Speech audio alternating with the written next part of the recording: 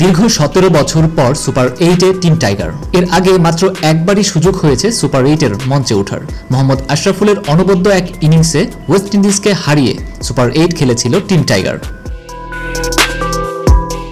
কিন্তু এবার সেমিফাইনালের স্বপ্ন দেখতে শুরু করেছে কোটি টাইগার ভক্ত।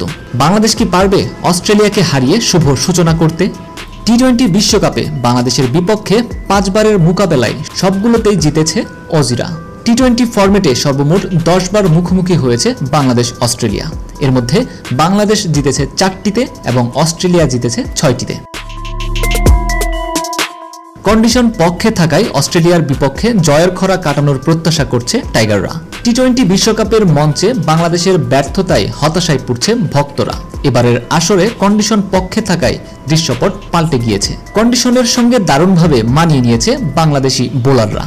বোলারদের অসাধারণ পারফরম্যান্সের কারণেই ব্যাটারদের অবদান ছাড়াই সুপার 8-এ জায়গা করে নিয়েছে টিম টাইগার। বিশেষ করে বাংলাদেশের টপ অর্ডারের ব্যর্থতা ছিল চোখে পড়ার মতো। বাংলাদেশের অধিনায়ক নাজমুল হোসেন শান্ত মনে করেন, যে কোনো সুযোগ কাজে লাগাতে হলে ব্যাটিং সমস্যার সমাধান করতে হবে। অফ ফর্মে থাকা শান্ত বলেন, আশা করছি আমাদের বোলিং পারফরম্যান্স ধরে রাখতে পারবো এবং পরের পর্বে আমাদের ব্যাটিং ভালো হবে।